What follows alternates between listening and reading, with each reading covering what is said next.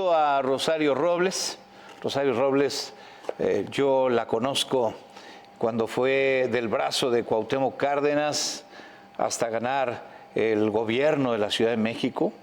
Gobierno de la Ciudad de México del que luego se hizo cargo cuando Cárdenas se fue a competir por la presidencia de la República. Venía de una trayectoria universitaria muy relevante, con una visión social, una visión de izquierda, de esa que es muy respetable, y llegó ahí a la jefatura de gobierno de la Ciudad de México, y de ahí caminó algunas rutas adicionales en el servicio público, presidió el PRD, partido que fundó el ingeniero Cárdenas, fundación a la que ella contribuyó con su trabajo político, de tal manera que me da mucho gusto recibirte. Tenemos ya años de platicar, así es, de contarnos historias, de ir revisando al país y de ir tratando de entender al país. A ti te ha tocado en los últimos tiempos entenderlo de una manera brutal. Así es. Fíjate que leí el libro Rosario de México, testimonio de una infamia. No me sorprende lo que leo en el libro, pero me estremece, Rosario, claro que sí, lo que leo en el libro, porque hasta dónde llega el poder. Así es, bienvenida. El abuso. Muchas gracias, Guillermo, te agradezco muchísimo. En efecto, nos ha tocado compartir muchos momentos, pero que yo creo que ha sido uno de los más dolorosos que he tenido en la vida, más difíciles, de las pruebas más difíciles que he tenido que enfrentar. Momentos crueles. Muy crueles y en donde enfrentas este abuso del poder, este uso de las instituciones para aplastar a una persona.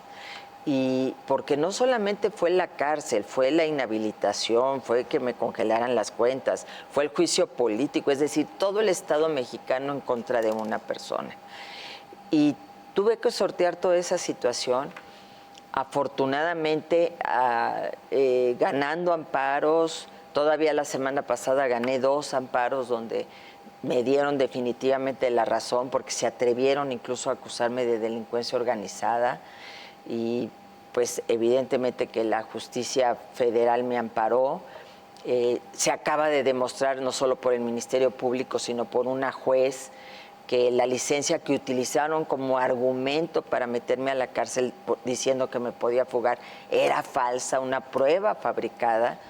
Entonces, lo que ahí narro se ha venido corroborando y sobre todo narro esta experiencia tan personal de que te lanzan a la alcantarilla, ¿no? De que te vas a ese agujero donde todos y todas somos olvidados y creo que es uno de los grandes temas que debieran estar en este debate nacional hoy que vamos a elecciones. ¿Qué pasa con la justicia en México? ¿Es posible que soportemos los mexicanos que se utilicen las instituciones para perseguir adversarios políticos? ¿No habíamos dejado ya atrás todos esos tiempos? ¿Cómo es que la justicia sigue castigando a gente que es inocente y luego, perdone usted, ya estuvo aquí 3 años, ya le deshicimos la vida, qué pena, que adiós, ¿no? Entonces, toda esa parte, la parte de la afectación a mi hija Mariana, el aprendizaje, Guillermo, las historias de esas mujeres desgarradoras, el haber servido ahí, incluso en esas 4 paredes, el haber podido ayudar, lograr que fuera el ministro Saldívar, presidente en ese momento de la Corte. Todo eso pues es parte de esta experiencia de 1101 días que quise narrar, decir, esta es mi verdad, aquí está mi verdad, esto es lo que a mí me pasó, esto es lo que le puede pasar a cualquiera si no defendemos nuestras instituciones, si no defendemos la autonomía de nuestro Poder Judicial, si no realmente ponemos en el centro el tema de la justicia en México. Sí, la apuesta debe ser a un aparato de justicia realmente justo. Así es. No operado desde Así el poder. Es. Encuentro en este libro un testimonio de claroscuros. En la parte luminosa, tu hija. Sí. Que ahora te ha dado a Mateo, tu nieto. Sí. Tu familia siempre presente. Así es. Algunos de tus amigos, los más importantes, otros se fueron, ¿no? En la parte oscura, este abuso de la maquinaria del poder por deshacerte, por hundirte, ¿no? Veo en las fotografías, sí, a tu familia, a tu hija, a tus amigos, a tus compañeras en la cárcel. Así es. La licencia original y la licencia falsa que están aquí en el testimonio. Así es. Todo lo que se fincó en tu contra fue a partir de una licencia falsificada. Así es. Y de ahí te fincaron un proceso, esto hay que subrayarlo, y ahí arranca la injusticia, ¿no? Argumentando que me podía fugar, ¿no? Es decir, cuando yo había venido del extranjero, que estaba fuera de México, a presentarme. Proceso, sí. O sea, era ridículo, era todo armado para llevarme a la cárcel, para presentarme como un trofeo de la lucha contra la corrupción, para exhibirme, y yo digo una parte ahí, para destrozarte el alma, porque la intención era deshacerme, destruirme y aniquilarme por completo, pero no pudieron. ¿Por qué? Yo creo... ¿Qué le hiciste, diría uno, a López Obrador? Pues yo creo que las venganzas, ¿no? Acuérdate que el juez, pues era el juez Delgadillo Padierna, sobrino de Dolores Padierna y de René Bejarano. Ahí había un evidente conflicto de interés. Desde ahí empieza todo el tema, ¿no? Entonces, pues las rencillas del pasado, de que yo era parte de ese proceso, de ese movimiento, y yo creo que el hoy presidente de la República pues no acepta un no como respuesta, y cuando me refiero a un no, no lo estoy hablando en términos personales, sino políticos. Y pues y yo creo que también decir, si soy capaz de ir contra ella, soy capaz de ir contra cualquiera. Nada más que se equivocó, porque pensaron que me iban a doblar, pero yo sabía que a mí no me iban a encontrar nada, Guillermo, ni a mi hija. Mi hija no ha hecho negocios con nadie, ni con sus amigos, no, cero. Ni a mi hija, ni a mi familia, gente trabajadora, todos que viven de su chamba. Y entonces eso es lo que me permitió tener como mucha fuerza, mucho temple, y el encontrar ahí, a pesar de la adversidad, un espacio de apoyo, de servicio, de poder ayudar, que creo que por algo me pusieron ahí esos 3 años. Sí, ese testimonio con tus compañeras en la cárcel es muy inspirador, debo decir, porque utilizaste tu capacidad para comunicar, para ayudar y para alentar, para sacar a veces del hoyo a tus compañeras en la cárcel. Para visibilizar. Para visibilizarlas, es la injusticia, el abuso de la prisión preventiva, que es uno de los grandes temas que se están debatiendo en México, porque casi nadie lo sabe, pero las chicas que están en prisión preventiva como medida cautelar están encerradas 23 de las 24 horas del día, Guillermo. Y eso es lo que escuchó el ministro Saldívar. Y eso es lo que conmovió al ministro Saldívar cuando fue, más allá del debate que hay en este momento en torno a su persona. Yo narro ahí algo que a mí me pareció un gesto admirable de haber ido, de presentarse, de decirnos sí voy, sí estoy, sí las escucho, y dentro de lo que él pudo ayudar a las mujeres de Santa Marta Catitla. Es muy generoso de tu parte en este momento hacerle ese reconocimiento, que es además muy válido, porque lo que estás diciendo, lo convocaron, fue sensible ante la situación. No estoy diciendo mentiras, es un hecho que está ahí, para mí un hecho histórico, y que más allá de las diferencias, yo creo que gran parte de lo que yo ahí aprendí es a no juzgar, a no levantar el dedo flamígero y señalar, y a perdonar. Yo creo que si yo hubiera salido con rencor, con resentimiento, pues seguiría encerrada en 4 paredes, seguiría atada a esos muros. Y yo quiero ver hacia adelante, quiero un país en donde recuperemos a nuestro México de instituciones democráticas, el México por el que yo luché al lado del ingeniero Cárdenas, en el que los votos se contaran, que hubiera elecciones libres, que no haya intromisión del presidente, que tengamos un órgano autónomo y que podamos decidir libremente los mexicanos y las mexicanas quién será nuestra próxima presidenta o nuestro próximo presidente. ¿Cuesta trabajo salir de ese hoyo en el que me referías hace un momento? ¿Te aventaron?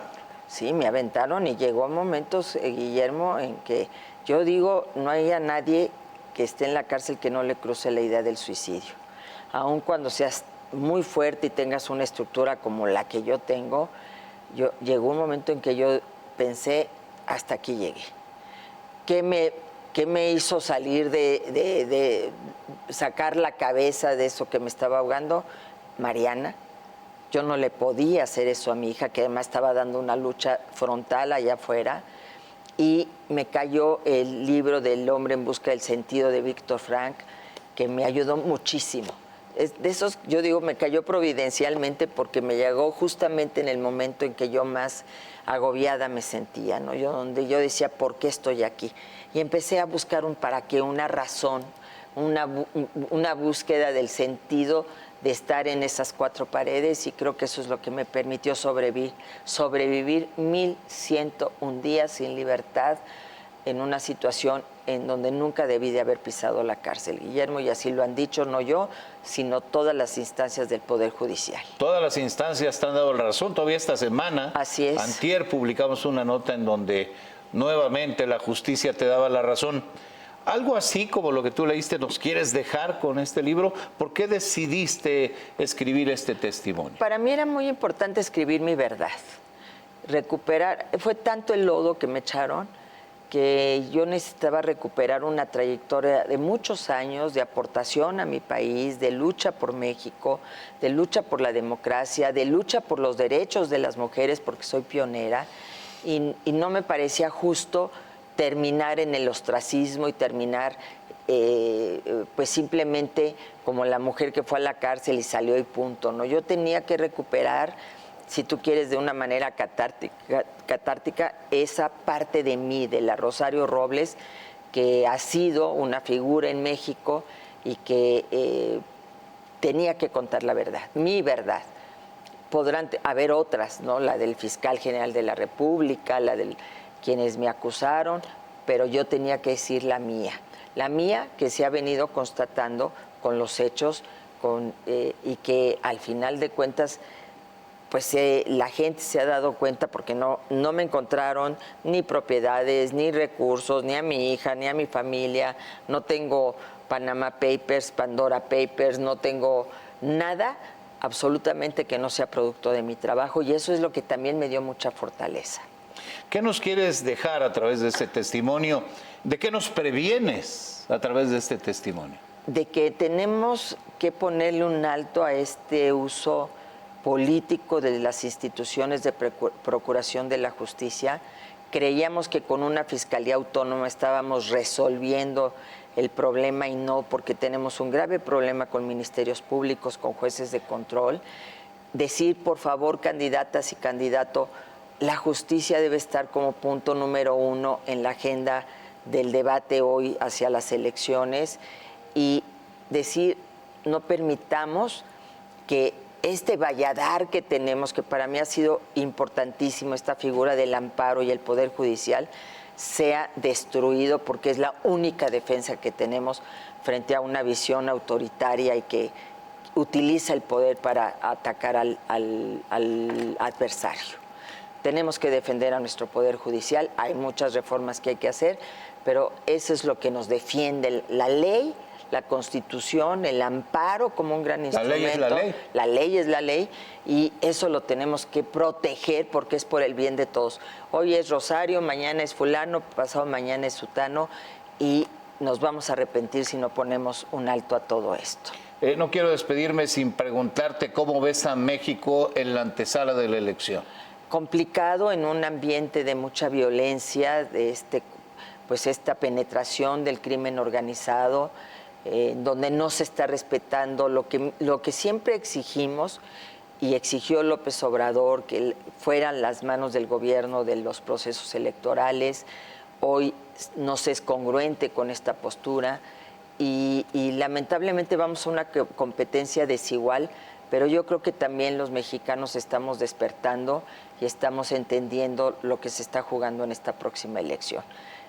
Un México democrático, un México con instituciones, un México en donde haya tolerancia y nos respetemos, a pesar de que pensemos diferentes los unos a los otros, y en donde se gobierne para todos y para todas. Esa es la fundación del PRD, Guillermo, una democracia ya, patria para todos. Eso es lo que yo aprendí, de ahí vengo.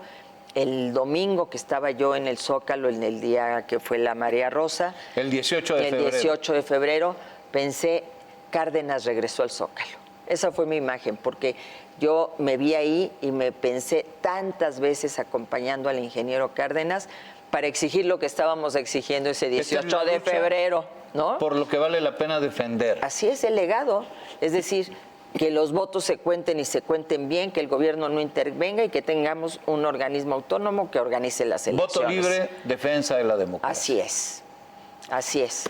Pues hay que leer este libro, Rosario de México, Testimonio de una infamia, con un prólogo de Ciro Gómez Leiva. Muy buen prólogo, por cierto. Muy bonito. Muy bonito. Muy bonito prólogo. Te quiere bien, Ciro, es un prólogo muy bonito y queremos mucho a Ciro. Así es. Personaje y como en el yo le periodismo y en digo la ahí, comunicación. estamos celebrando la vida y la libertad. La vida de él y la libertad tuya. Mía, sí, ¿no? sí. Entonces, pues, le agradezco mucho a él, a la editorial Grijalvo, por supuesto, el haberme dado esta oportunidad. Y pues ya está en librerías y pronto lo presentaremos, Guillermo, el día 20 de marzo. Por lo pronto aquí, un anticipo. Aquí estamos. Muchas gracias, Rosario Robles. Gracias por estar aquí. No, al contrario, muchísimas gracias. Muchas gracias. Continuamos.